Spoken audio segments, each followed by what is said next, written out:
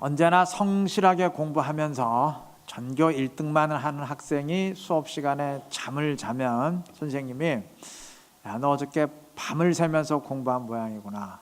너무 열심히 하지 마라. 몸 생각도 해야지 하면서 격려하기 십상입니다. 근데 반대로 공부는 죽어라 안 하면서 난 말썽만 피우는 학생이 잠을 자면 어떨까요? 그렇지. 어째 오늘은 안 자나 했지 하면서 핀잔하기 쉽습니다. 똑같은 행동이라도 누구의 행동이냐에 따라서 사람들의 반응은 달라지는 법입니다. 말도 그렇습니다. 똑같은 말이라도 그게 누구의 말이냐에 따라서 사람들이 받아들이는 게 다릅니다. 바울이 다메섹 사건으로 그리스도인이 되었을 때 그 누구도 그를 믿으려 하지 않았어요. 이때 바울을 예루살렘 교회에 소개하고 인정받도록 만든 사람이 바나바입니다. 사람들의 입장에선 교회를 극렬히 핍박하던 사람이 복음의 증거자라고 나타나는 것이 도저히 믿기지가 않았지만 바나바가 보증을 서니까 믿었습니다. 바나바는 100% 신뢰할 수 있는 사람이었기 때문입니다. 절대 빈말을 할 사람이 아니기 때문입니다. 즉 사람들은 바울을 믿은 게 아니었어요. 바나바를 믿은 겁니다. 만약 신뢰하기 힘든 사람이 바울을 소개했다면 사람들은 절대 바울을 믿지 않았을 겁니다. 그래서 정치판에선 메시지를 흔들 수 없으면 메신저를 흔든다는 말을 많이 합니다. 이번 국정농단 사태로 결국 대통령의 탄핵이 인용되었죠. 대통령이 탄핵되었는데 이번 국정농단 사태를 처음으로 폭로한 사람이 그 고용태라는 사람인데 특검 수사가 한창일 때 최순실 씨하고 대통령 측의 사람들은 뭐 이 사람의 신양 불량자였다느니 사생활이 문란했다느니 회사를 가로채기 위해서 일을 꾸민 것이라느니 하여간 이 사람을 어떻게 하든지 수준 이하의 인간으로 격화시키려고 애썼습니다. 왜냐하면 이 사람을 파렴치한 사람으로 만들어 놓으면 이 사람이 하는 말 역시 믿을 수 없는 말이 되어버리기 때문입니다.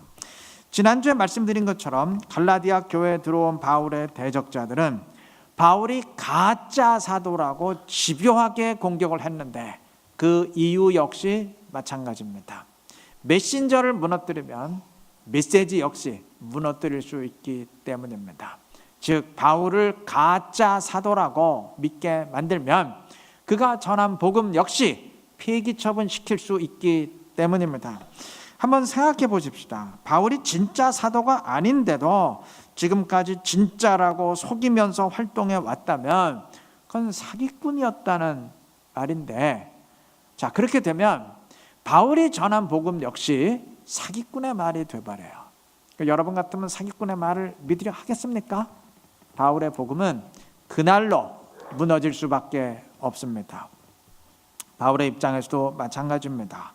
사람들이 나를 신뢰하느냐 신뢰하지 못하느냐 하는 것은 사람들이 나를 인정하느냐 인정해 주지 않느냐 그런 자존심의 문제가 아니에요. 내가 신뢰받을 수 없는 사람으로 낙인 찍히고 비난의 대상이 되는 그 순간 그리스도의 복음 역시 사이비 복음이 되어버립니다. 즉 오직 그리스도를 믿음으로 하나님의 백성이 되고 율법은 아무런 상관이 없다는 그의 복음은 허무맹랑한 거짓말이 되고 사람들은 이전처럼 여전히 율법을 구원의 표지로 붙들게 될 것입니다. 자 이렇게 볼 때 바울 사도가 갈라디아서에서 자신을 필사적으로 방어하려고 하는 것은 사실은 자신을 방어하려는 게 아니에요. 그리스도를 방어하고 그리스도의 복음을 방어하려고 하는 것입니다. 자, 그의 이러한 노력은 1장 1절부터 시작이 됩니다. 여러분, 사도란 주님이 직접 세운 사람이지 사람들이 임명할 수 있는 직위가 아니에요. 뭐 사람이 임명했다 그럼 가짜입니다. 그건 있을 수가 없어요. 자, 그런데 갈라디아 교회에 들어온 대적자들은 사람들을 선동하면서 저 바울은 주님이 직접 세운 진짜 사도가 아니고 저가 이전에 있었던 안디옥 교회 사람들끼리 쑥덕쑥덕 해가지고 세워놓은 일반 사역자에 불과하다.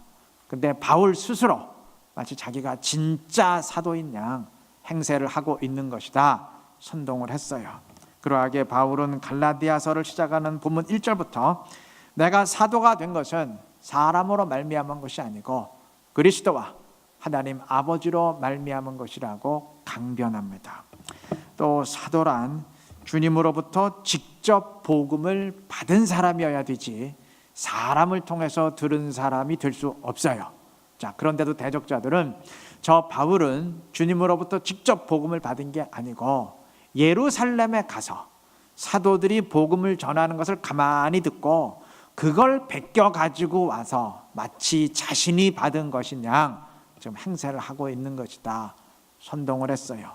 그렇게 바울은 11절과 12절에서 내가 전한 복음은 사람에게서 배운 것이 아니고 그리스도의 계시를 통해 직접 받은 것이다 강조하고 있는 겁니다.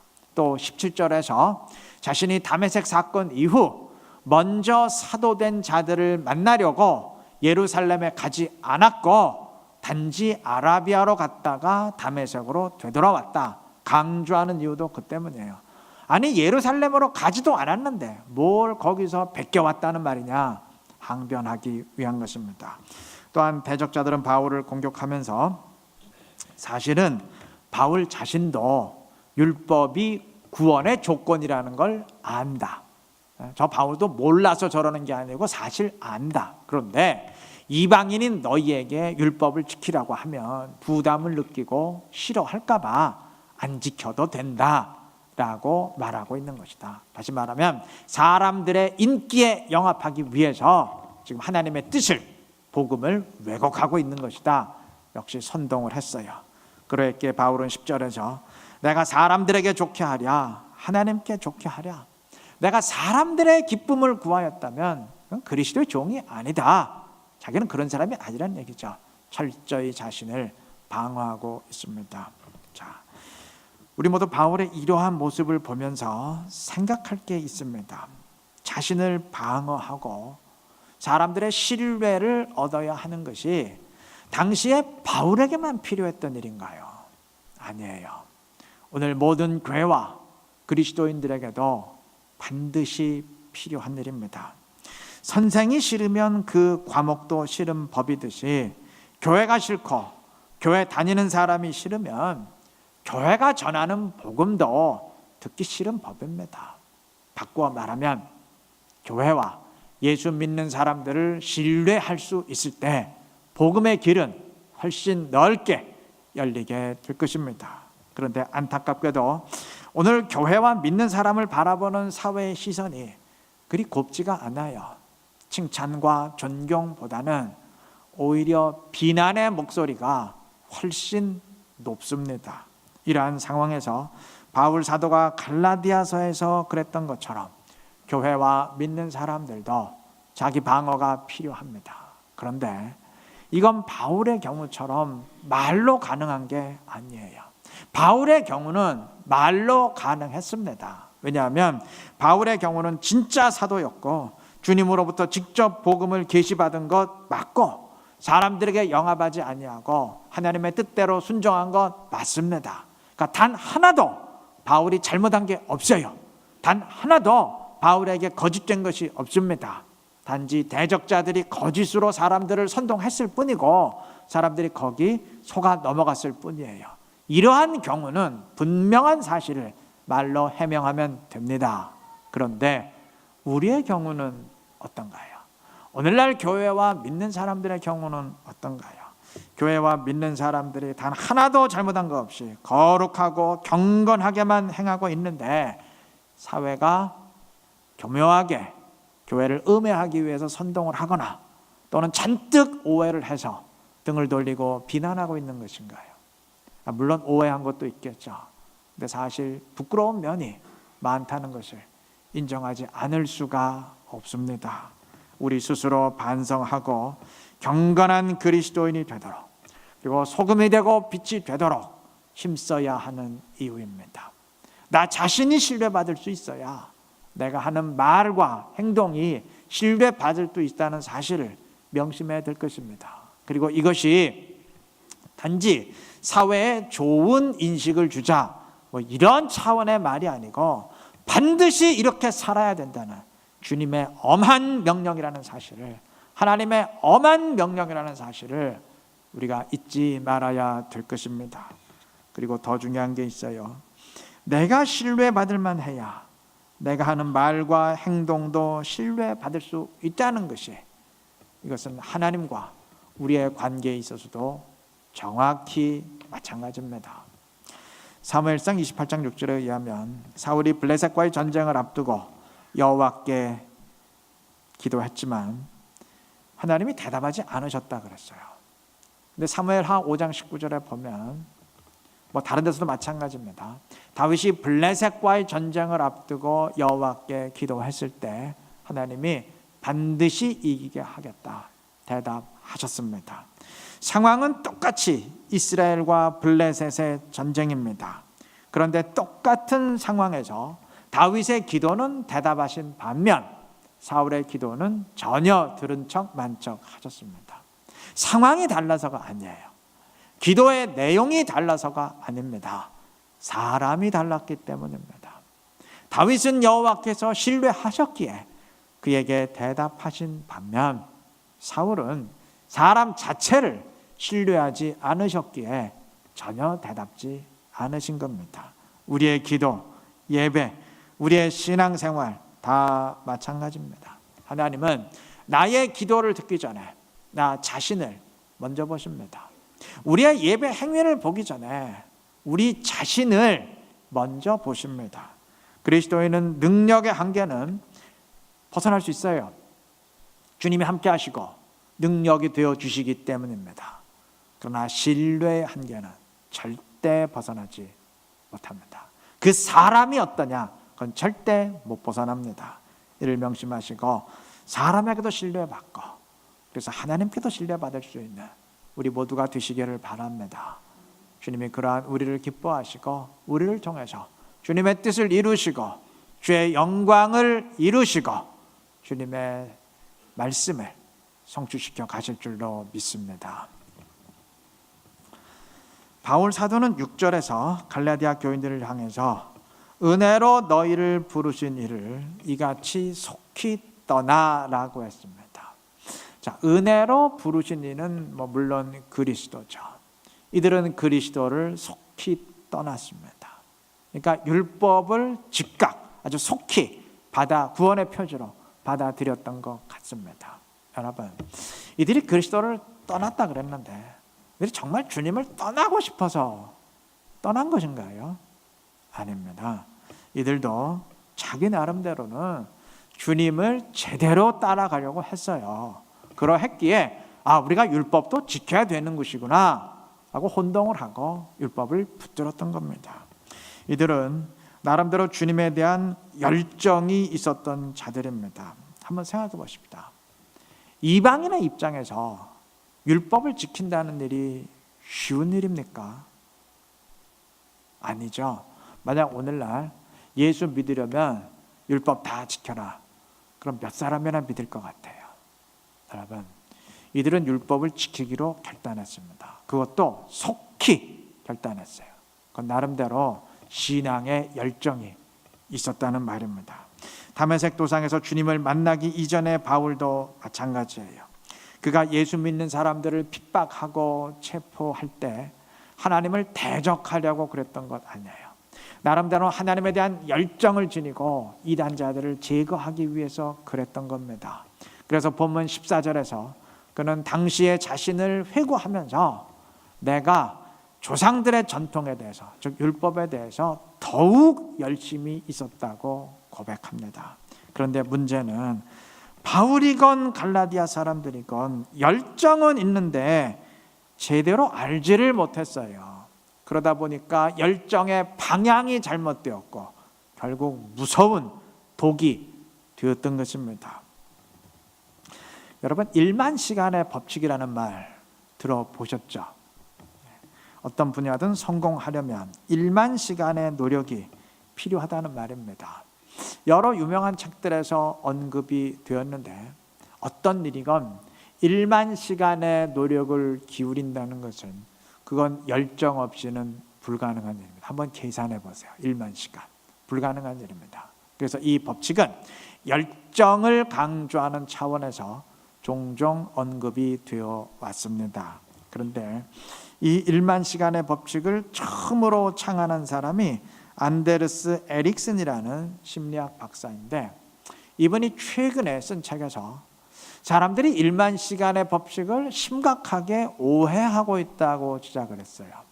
1만 시간의 재발견이라는 제목으로 번역이 된 책인데, 한마디로 말하면 1만 시간의 법칙이란 얼마나 오래 열심히 하느냐가 아니라 얼마나 올바른 방법으로 열심히 하느냐에 관한 이론이라는 주장이에요. 이분은 올바른 방법을 위한 공통적인 몇 가지 요소를 제시하면서 올바른 방식에 의하지 않은 노력은 그건 시간의 소모지 성과를 낼 수 없다고 강조합니다.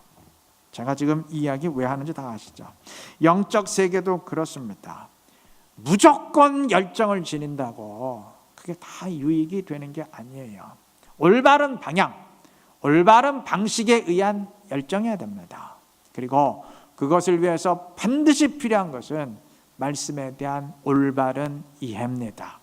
말씀을 명확히 알지 못하는 사람의 열정은 사실 위험합니다.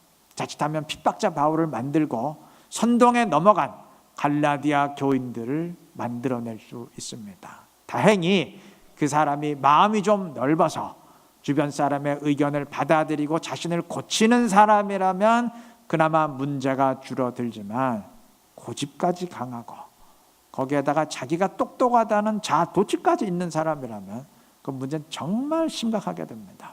열정을 지니되 반드시 말씀의 기준을 붙들어야 됩니다. 자, 그러면 열정도 있고 말씀도 아는 사람이라면 문제가 없을까요? 아닙니다. 자기를 부인할 수 있어야 됩니다. 갈라디아 교회에 들어온 선동가들, 즉 바울의 대적자들을 한번 생각해 보십시오. 이 사람들은 말씀을 모르는 사람들이 아니었습니다. 일반 유대인들은 복음을 모르는 사람들이지만 이들은 지난주에 말씀드린 것처럼 예수를 믿는 유대인들, 즉 복음을 아는 사람들이었어요. 그리고 이들은 갈라디아서에 계속되는 바울의 논증을 보면 예루살렘에서 넘어온 유대인들이 분명한데, 그렇다면 예루살렘의 사도들이 이미 율법을 넘어섰고 이방인들에게 율법을 부과하지 않기로 결정한 사실, 그리고 그것이 주님의 분명한 뜻이라는 것을 확인했다는 것을 모를 리가 없어요. 그게 얼마나 충격적인 사건이었는데 유대인들이 그걸 모르겠습니까? 일반 유대인들이라면 그것을 거부했겠지만 예수 믿는 유대인들이라면 그거를 모를 수가 없어요. 다 아는 사람들입니다. 그리고 이들은 나름대로 열정이 있었던 사람들이에요.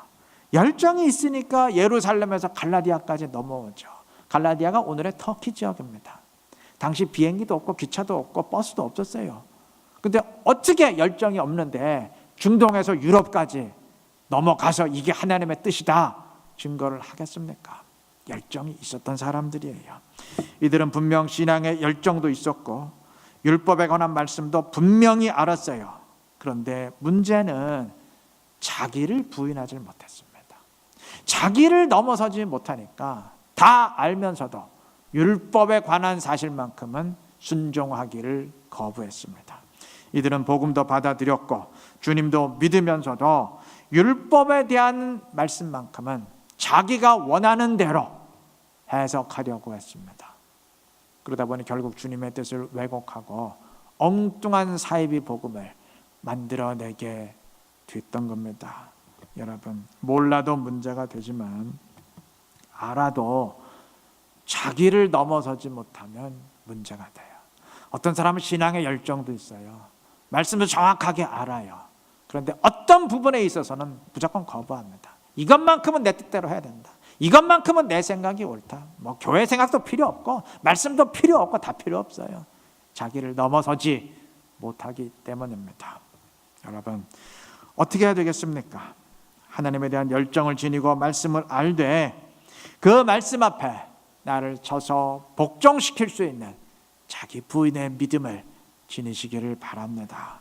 그러한 믿음이 있을 때 우리가 참된 열매를 맺고 주님을 기쁘게 함으로써 하나님의 영광을 더 충만히 드러내게 될 줄로 믿습니다. 말씀을 맺겠습니다. 바울은 본문 10절에서 내가 사람들에게 좋게 하랴 하나님께 좋게 하랴 반문합니다. 내가 정말 사람들에게 영합하기 위해서 이러는 것인지 아니면 이게 진짜 하나님의 뜻이기 때문에 이러는 것인지 한번 판단해 보라. 그러한 반문이죠. 여러분, 이 질문은 우리 스스로에게도 꼭 필요한 질문입니다. 자칫하면 교회도 하나님보다 사람의 눈치를 먼저 살필 수 있습니다. 그래서 예수 믿으면 잘 된다, 복 받는다 이런 식으로 초점을 맞추고 자기를 부인해야 된다. 때로는 힘든 일도 감당해야 된다. 때로는 하기 싫은 일도 순종해야 된다. 이런 건 피할 수 있어요. 전도해 보십시다. 11조도 한번 도전해 보십시다. 이런 얘기는 꺼내지도 못해요. 그래야 사람들이 부담 안 느끼고 좋아하기 때문입니다. 이것이 절대적인 하나님의 말씀임에도 불구하고 말하지 못할 때가 있어요. 여러분, 물론 사람들이 싫어하는 것은 되도록 피하는 게 좋아요. 그러나 기준이 흔들리다 보면 사람들에게 영합하다가 하나님으로부터 멀어질 수 있습니다. 사람을 얻다가 하나님을 잃어버릴 수 있습니다. 우리 스스로에게도 물어봐야 됩니다. 나는 나를 즐겁게 하기 위해 신앙생활을 하는가? 아니면 교회 표어처럼 정말 하나님을 기쁘게 하기 위해서 신앙생활을 하는가? 반문해 보아야 됩니다. 물론 처음에는 다 자기를 위해서 신앙의 세계에 들어옵니다. 주님의 뜻을 위해서, 주님의 영광을 위해서 참 예수 믿으려는 사람은 없어요. 만약 그런 사람이 있다면 그런 사람은 믿으려는 사람이 아니고 이미 믿는 사람이죠. 믿어도 보통 믿는 게 아니라 아주 성숙한 믿음을 지닌 사람이겠죠. 다 처음에는 자기를 위해서 신앙을 택합니다. 그러나 점점 시간이 지나고 신앙이 깊어지면 이제는 그 축이 하나님 쪽으로 옮겨가야 됩니다. 그래야 그게 진짜 신앙입니다. 그래서 필요한 것이 지난주에 강조한 것처럼 주님을 만나고 내 안에 모셔드리는 일입니다. 즉 성령으로 충만해지는 일입니다. 주님이 내 안에 계시고 내 주인이 되시면 이심전심 주님의 마음이 곧 내 마음이 됩니다. 그러면 주님이 원하는 건 나도 원하고 반대로 주님이 관심 없어 하는 건 나도 관심 없어져요. 그래야 기쁜 신앙생활이 되지. 그렇지 않고 계속 동상이몽, 주님이 원하는 것 따로, 내가 원하는 것 따로, 이렇게 따로 국밥이면 그건 서로 충돌하면서 억지로 신앙생활하게 됩니다. 아니면 아예 주님의 뜻을 거부하고 내 뜻대로 하거나 그렇게 돼요. 여러분, 그런 신앙생활도 하루 이틀이지, 그러한 충돌과 갈등도 하루 이틀이지 어떻게 계속 그렇게 억지로 신앙생활을 하겠습니까? 주님을 내 안에 모시고 그분을 주인으로 삼으시기 바랍니다. 그러면 힘들지 않아요. 아니, 힘들어도 즐겁습니다. 축구를 하거나 테니스를 치면 땀이 나죠. 땀이 난다는 것은 육체가 힘들다는 말이에요. 그래도 그거 일부러 돈을 내면서라도 하려고 하지 그 괴로워하는 사람 없어요. 힘들어도 즐거우니까 그 일부러라도 새벽같이 일어나서라도 하려는 것 아니겠습니까? 신앙생활도 그래야 됩니다. 좀은 힘들지만 즐거워야 됩니다. 뿌듯함이 있어야 됩니다. 왜냐? 주님의 마음이 내 마음이 되었기 때문에 그래요. 그게 진짜 가치 있는 것을 마음속으로 확신하기 때문입니다. 주님과 함께함으로 주님의 마음이 내 마음이 되었기 때문이에요. 그게 진짜 신앙생활이고 살아있는 믿음입니다. 이러한 믿음 지니시기를 바랍니다. 그래서 주님과 함께하면서 주님을 기쁘게 하는 신앙생활을 이어갈 수 있는 지혜롭고 신실한 우리 모두가 되시기를 그리스도의 이름으로 축원합니다.